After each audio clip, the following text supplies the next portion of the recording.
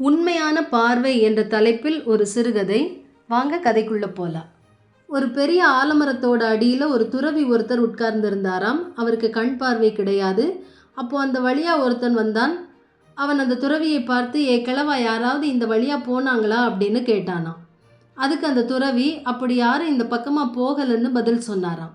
கொஞ்ச நேரத்திற்கு அப்புறம் இன்னொருத்தர் வந்து, ஐயா, இதுக்கு முன்னாடி யாராச்சும் இந்த பக்கமாக போனாங்களான்னு கேட்டாராம். அதுக்கு அந்த துறவி, ஆமாங்க, கொஞ்ச நேரத்துக்கு முன்னாடி இதே கேள்வியை கேட்டுட்டு ஒருத்தர் போனார் என்று சொன்னாராம். மறுபடியும் கொஞ்ச நேரத்திற்கு அப்புறம் இன்னொருத்தர் வந்து துறவியிடம், வணங்குகிறேன் துறவியாரே, இதற்கு முன் இந்த வழியாக யாராவது செல்லும் சத்தம் கேட்டதா அப்படின்னு பணிவோடு கேட்டாராம். உடனே துறவி, மன்னரே வணக்கம்.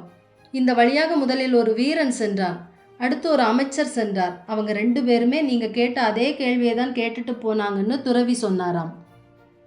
அப்போ மன்னன் ஆச்சரியத்தோடு துறவி கிட்ட கேட்டாராம், உங்களுக்கு தான் பார்வை கிடையாதே, அப்போ எப்படி முதலில் சென்றவன் வீரன் என்றும் இரண்டாவது சென்றவர் அமைச்சர் என்றும் என்னை மன்னர் என்றும் சரியாக சொன்னீர்கள் என்று கேட்டாராம்.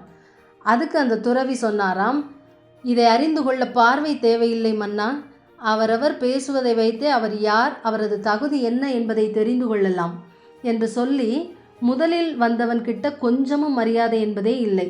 அடுத்து வந்தவரோட பேச்சில் அதிகாரம் இருந்தது, உங்களோட பேச்சில் பணிவு தெரிந்தது என்று பொறுமையாக விளக்கி சொன்னாராம் துறவி.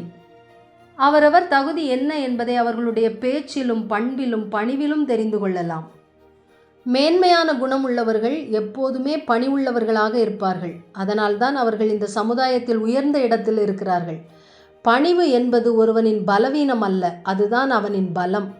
ஒரு பாடல் வரி இப்படியாக சொல்கிறது, பதவி வரும்போது பணிவு வர வேண்டும், துணிவும் வர வேண்டும், பாதை தவறாமல் பண்பு குறையாமல் பழகி வர வேண்டும் தோழா என்ற காவிய கவிஞர் வாலியின் வரிகளோடு இந்த கதையை முடிக்கிறேன்.